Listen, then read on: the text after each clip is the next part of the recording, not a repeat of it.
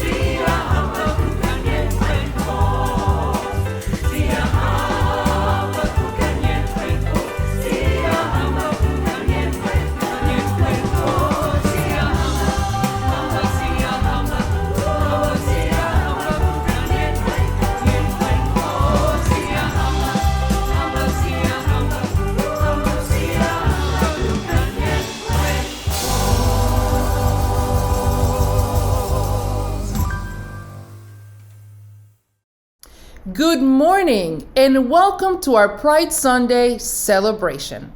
This morning we are excited and honored to welcome to the fort the Reverend Will Critzman. Reverend Will serves as senior minister of our sister church, West End Collegiate Church. Welcome. Now let us gather our hearts and minds and let us join responsively in the call to worship. Sing praises to God, all you faithful ones. God hears us in our fear and our sorrow. Where there was no way, God leads us in a new way.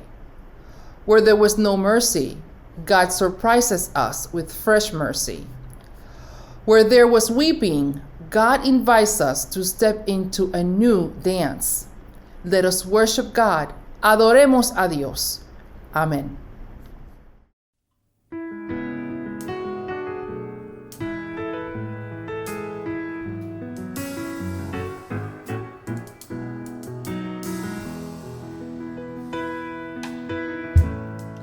God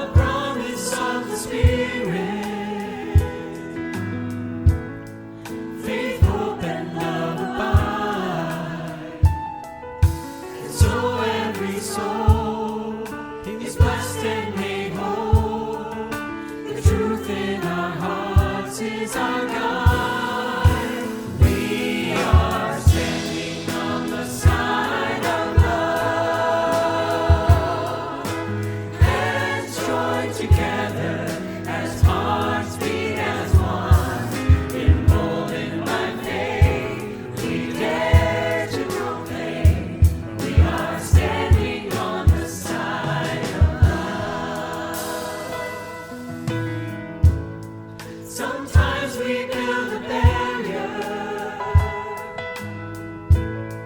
to keep love tightly bound, corrupted by fear, unwilling to hear, denying the truth that we found.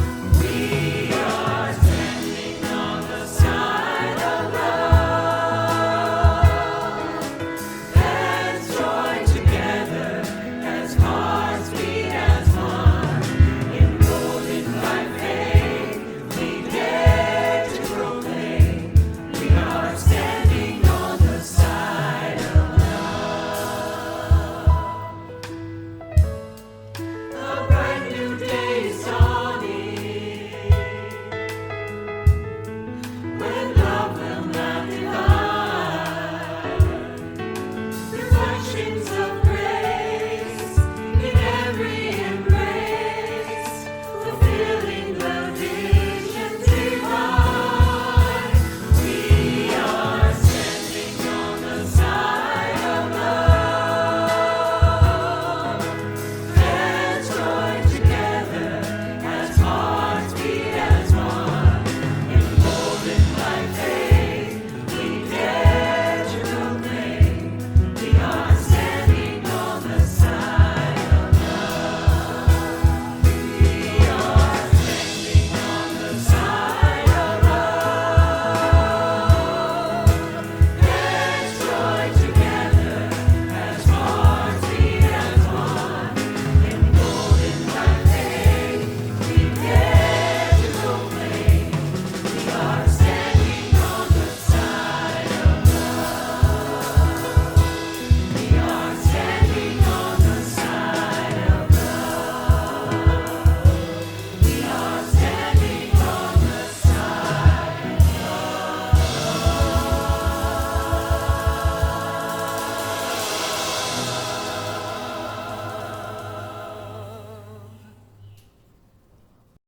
Good morning, everyone.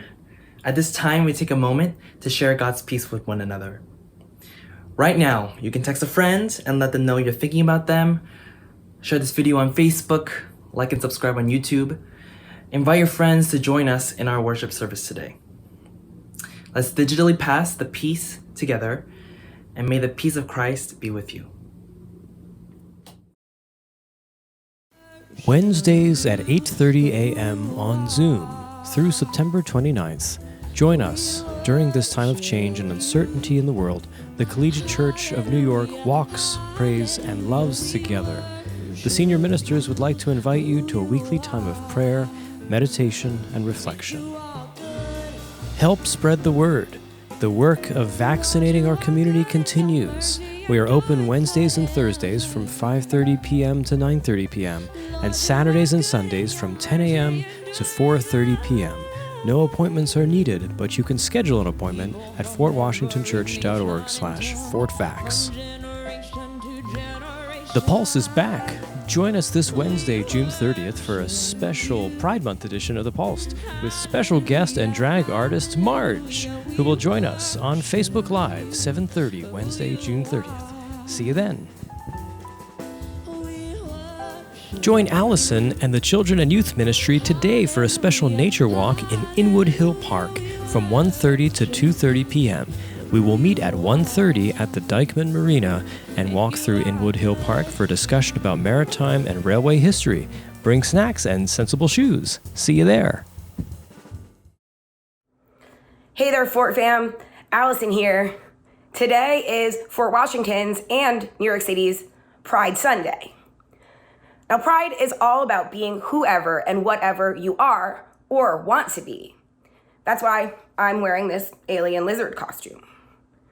You see, when I was little, I didn't fit in, so I created this narrative or story about myself that I came from another planet. I collected these little pop can tabs as a sort of currency or money to buy a ticket back to my home planet. When my parents found boxes and boxes of these things under my bed, they asked me why I had so many. And I told them that it was to go home to where I really belonged. And at first they laughed. It's pretty funny.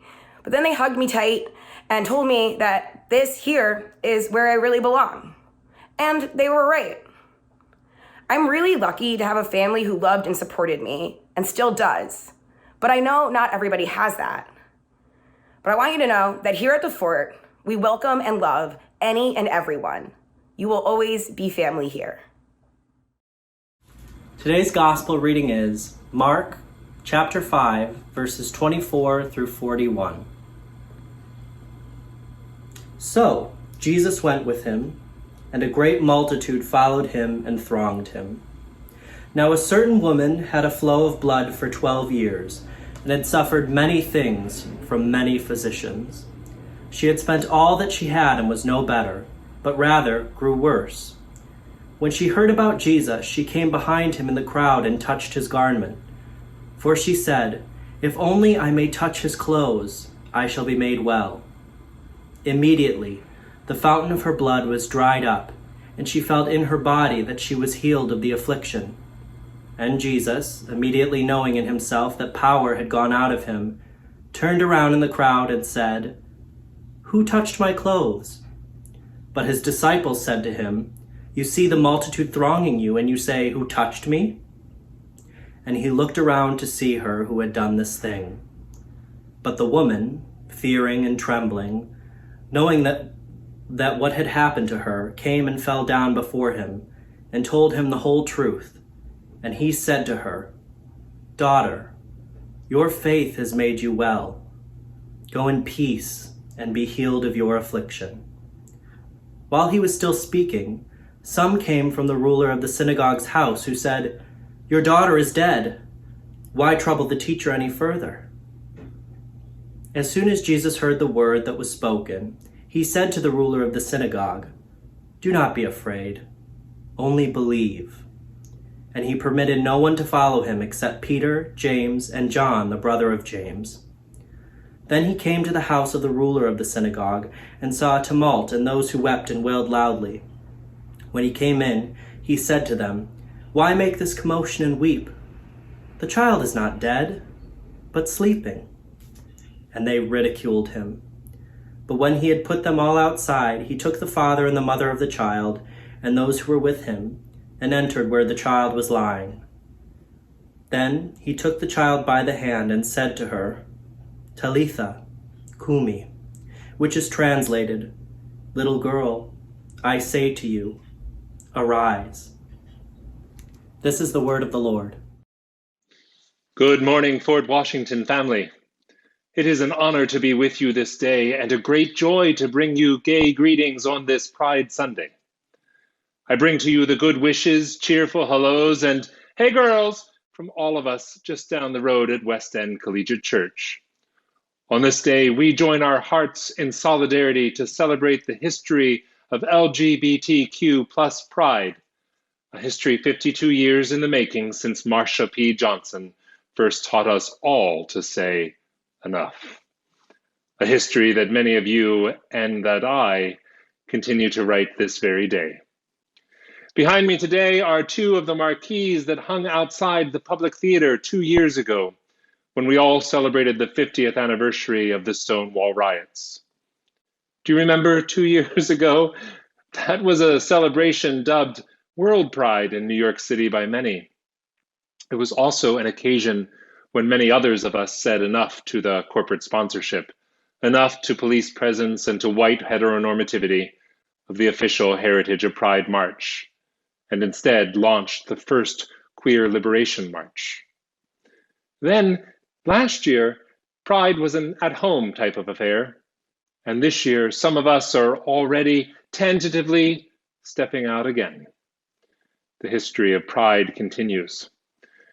The marquee to my right reminds us that we take pride in how far we have come. And the marquee to my left reminds us that we acknowledge how far we still have to go. I join you today sitting in this intersection, this space of liberation and of liberating. Friends, these past 15 months have been some of the queerest we've ever known, don't you think? Stay at home, don't go to work, don't go out, wear a mask, be careful. Tend to those who are most vulnerable. pray, worry, anxiety, grief, untold loss, death. The pandemic has turned our world upside down, and it has changed all of our rhythms and all of our well-worn ways. What was casual before is fraught now. What was every day before may be only occasional now. What we took for granted may be cherished today. The COVID-19 pandemic is an ongoing global health crisis that is not over, and that will be with us for a long time still to come.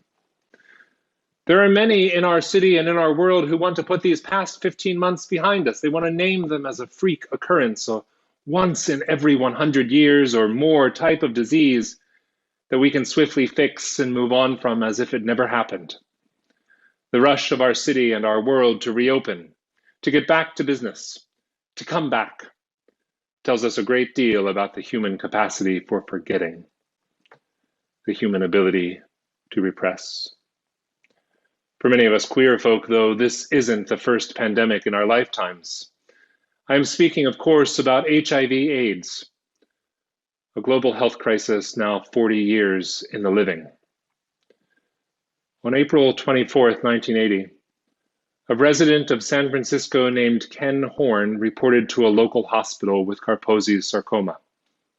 A year later, after Ken's death, the CDC would retroactively identify him as the first US victim of the AIDS pandemic. A month after that, on May 18th, 1981, a New York journalist named Lawrence Mast published an article in the New York Native, a gay newspaper, titled "Disease Rumors Largely Unfounded," in which he cites New York City's public health officials denying rumors of several gay men who were appearing in intensive care units. The article said that was unfounded, false, rumors. Rumors continued. Nobody really knew what was going on. It was the early days, that first month of pandemic. You know what it's like. Nobody knew what was going on. Many of us were told, just keep doing whatever you're doing. Don't worry. The CDC, however, continued to publish small numbers of rare, unidentified cases, enough so that on July 3rd, 1981, the New York Times published its first story of HIV/AIDS pandemic. The Times' first story of HIV/AIDS ran under the headline, "Rare Cancer Found in 41 Homosexuals." By the end of 1981, 337 people were identified as having died from what was still not yet named HIV/AIDS. Today, the preliminary 2021 epidemiological estimates of the United Nations AIDS Task Force estimates that since that first case 41 years ago, that 34.7 million people have died worldwide of HIV/AIDS related complications. 34.7 million. Certainly not all of them are LGBTQ.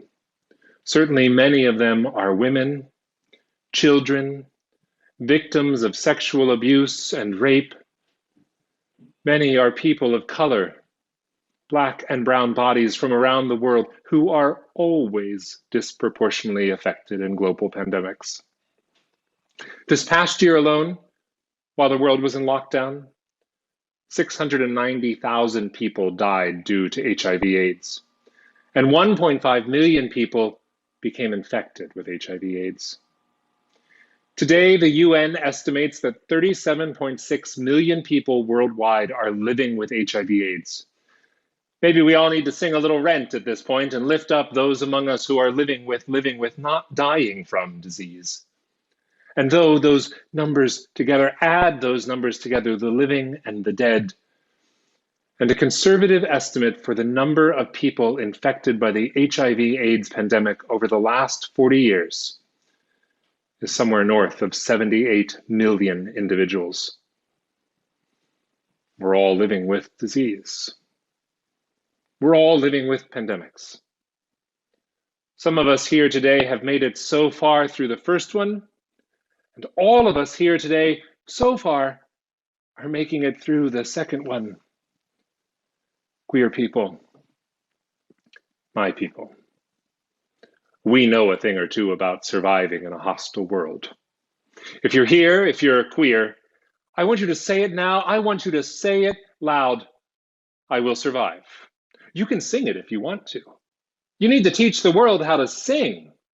You can put on your best Gloria Gaynor and you can lip sync for your life, my queens, because you know it and I know it. Lip syncing saves lives. Long ago, there were two women, a younger one and an older one, who were suffering. Their stories are intertwined in the way that storytellers sometimes do to create suspense or draw comparisons between this and that. One woman was bleeding and in pain. The other was a young child of about 12 who was suffering unto what seemed to be the point of death. The woman who was bleeding, she had no one to help her. No one spoke up for her. She was alone and desperate. The pain, it was unbearable. The bleeding, she'd tried everything. Doctors had said, nothing we can do. The young woman who was dying came from a well-connected family, a family headed by a powerful man, a family that had doctors and servants and access. Both of these women were healed, revived, made well by a simple connection with Jesus. The older woman, with no one to speak for her, well, she reached out to touch Jesus' cloak, and immediately, Scripture tells us, the bleeding stopped. Just by the touch of a gown, the bleeding stopped. She was made well. But the story doesn't end there. For in that moment, when power was shared between Jesus and this woman, Jesus sought her out, which is to say, he wanted to know her. Of course, he already knew her. She wasn't just someone in the crowd, another number or a statistic. She was someone the great physician wanted to know. So turning in the crowd and with great compassion and empathy, Jesus, knowing that his touch can heal, he wanted to know her better. And he wanted to ask, who here is better? Because God is present. And this woman, this brave, courageous, scrappy, wonderful woman, came forward and said, "It is I, Lord." And full of compassion, Jesus names her daughter. Daughter, the only name Scripture remembers for her. And telling her that she is a daughter, her faith is made whole. Jesus claims her as his own. Meanwhile, while this is happening in the story, friends of the young woman are gathering with her father just out of earshot to tell him what is going on. And Jesus, always an eavesdropper, leans into this grief-stricken father and whispers something to him. We don't know exactly what we said, but Scripture remembers a bit of it. Don't be afraid, but believe. Maybe you've said similar words to somebody trembling with fear. Maybe you've said these words this year. Maybe there's been news too unbearable. Maybe it's been for you. Maybe it's been for another. And maybe somebody stood there with you, or maybe you stood there with somebody and said, don't be afraid. I am here. And when Jesus said this, with this sentence complete, he took his beloved, Peter, he took James and John too, and together the four of them went out to see the young woman. He touched her hand, called her name, and she was made well. The simplicity of touch, of hearing our names, of being known, well, it's enough to bring any of us back to life. Simply being known, touched, called beloved, and named by God. These are queer stories. A woman being healed by a touching a piece of cloth, and a girl thought to be dead standing up and walking about. Queer people know these sorts of stories. They're the ones we tell every day. The power of being healed by a name or a pronoun. A name or a pronoun we thought only we would know, that was our deepest secret, but that Jesus already knows and beckons us to claim. The power of touch. We know this too. This coming year, our city is moving into a new phase of the COVID-19 pandemic, a phase that I like to refer to as the vaccinated phase. The pandemic is not over because there are now vaccinations. The pandemic is different because there are now vaccinations. We are different. We are changed. Our lives are different. We are not going back, but we are moving forward, living with this latest pandemic while still living with the last pandemic. Queer folk, you know how to survive. You've done it before, you're doing it today, and you'll do it again and again. Resurrection lives in our bodies. And straight folk, you too can learn what we know. True, it might go better for you if you walk a mile in our heels or learn to let whatever little queer light is inside you, let it shine, let it shine. The path to life, and life abundant as Jesus promises, is available to all. What queer folk know is that it's not just a path of faith. It's a march of faith. A pride march, a liberation march, a linked arm, banner carrying, joyfully cloaked, loud and colorful march for all of us. A march where Jesus is in our midst, being touched and healing, power exchanging, people living as people, responding to the needs of the greatest of these, responding to where tragedy sits, responding to grief and to faith. A march with Jesus. And as we walk, proudly, defiantly, claiming ourselves and the faith that is ours, Jesus calls out, "Daughter, your faith has made you well. Beloved, walk with me. Son, you are perfect just as you are. My child, you are a beautiful creation. It's time to come out of your cocoon and let your wings unfurl." Friends, will you march with me? Will you join in this march of liberation? This march for our bodies that are on the line, a march toward and with and through pandemics. A march that does not deny our truth or ever try to go back. A march that always moves forward, bending steadily with the arc of justice. Happy Pride, beloveds. As the marquees behind me tell, there is both pride and work to do. May both be a blessing to you this and every day. Amen.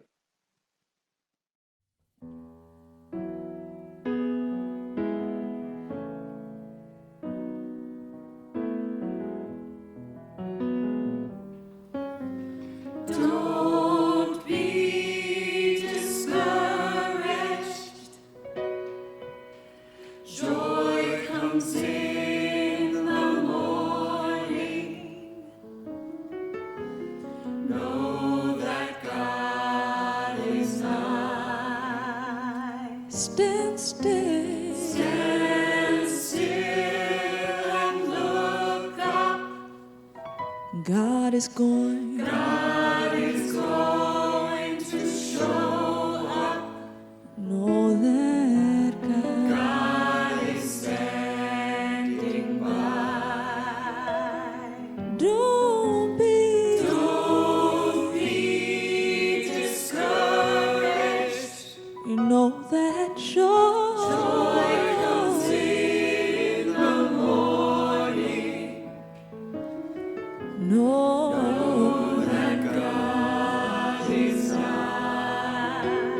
I look up and I stand still. Stand still and look up. 'Cause I know that God is going to show up. God is standing by. There's healing. There's healing for your sorrow. Healing for your pain.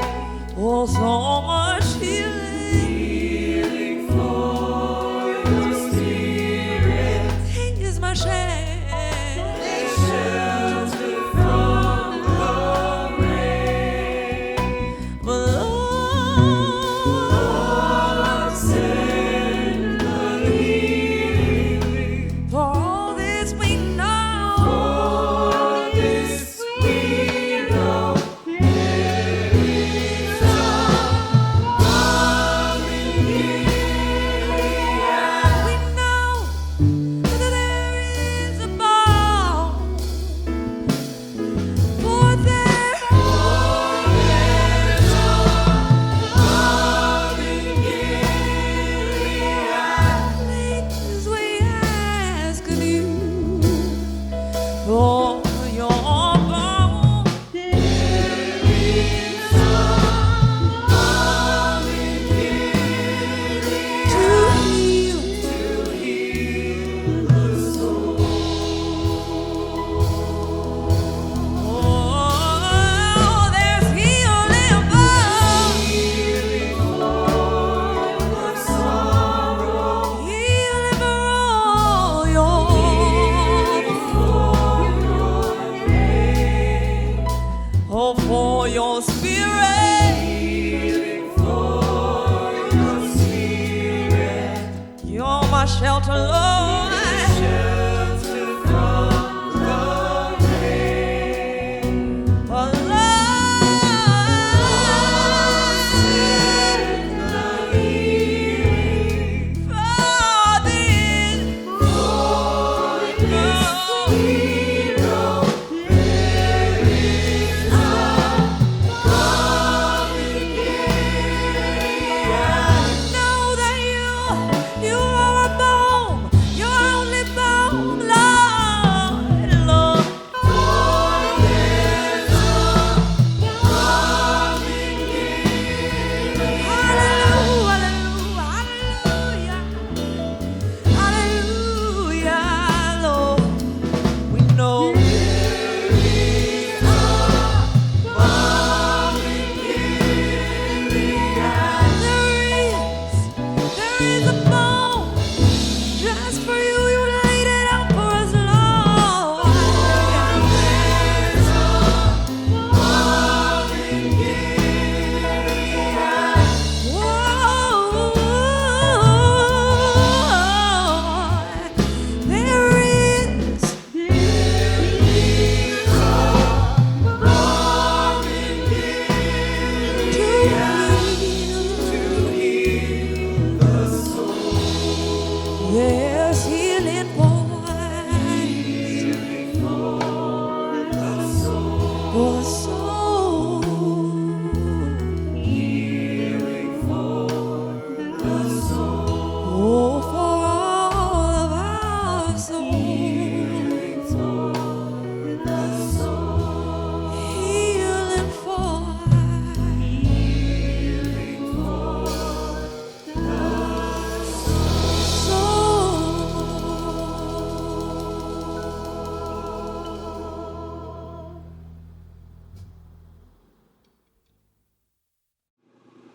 At this time, we ask you to share your public prayer petitions in the comments or chat section of this video. Please join me in the spirit of prayer. Loving God, your child Jesus taught us to welcome each other, but the welcome often seems too little in this world.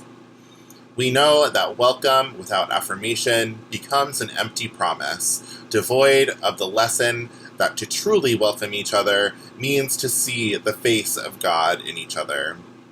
We commit to affirm all lesbian, gay, bisexual, transgender, intersex, asexual, and two-spirit people, welcoming them and affirming them as part of God's beloved creation. We know that until we are all free, none of us can be free. We commit to co-creating that world of welcome and affirmation until all people can access that promise. God, be with us on this journey. Reach out to us through your grace. Help us to open our hearts and minds to the world that you love. All of these things we ask in the name of Jesus of Nazareth, boundary breaker and revolutionary, who taught us to pray, saying, Our Creator, who art in heaven, hallowed be thy name. Thy kingdom come, thy will be done, on earth as it is in heaven. Give us this day our daily bread, and forgive us our debts as we forgive our debtors. And lead us not into temptation, but deliver us from evil. For thine is the kingdom, and the power, and the glory forever. Amen. Now is a time in our service where we have a chance to give back. My family and I give to Fort Washington because we believe in a mission, we support it, and here's where we found our home church. Help us support the work of this ministry in the city and in the world. We invite you now to give as you are able. Use the link below or found in the video description to participate in our online offering. We are grateful for all gifts, large and small. Your morning offerings will now be received.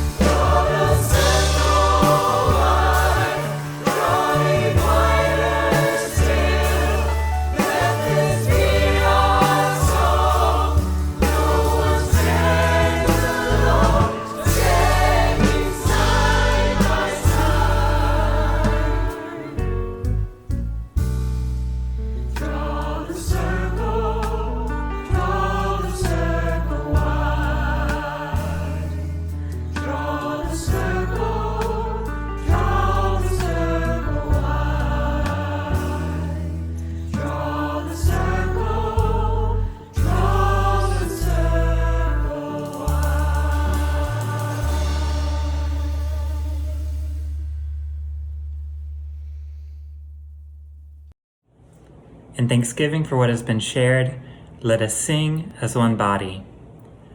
Praise God from whom all blessings flow.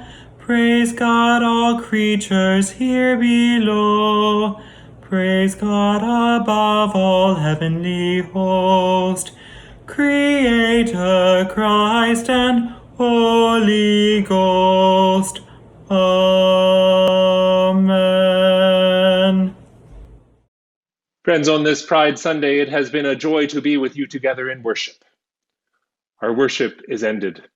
Let our service begin. Go out from this place with joy and with dancing, with pride and with love, with trust and with grace. Lift up all people. Call them by the name they want to be known by. Live yourself as a source of pride. Be well, beloved, and take very good care. Our God is marching with us, ever forward, ever proudly, just for you. Amen.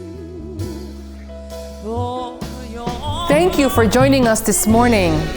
Gracias por estar con nosotros. As you begin a new week, remember to love your neighbor as you love yourself. Go in peace. Vayamos en paz.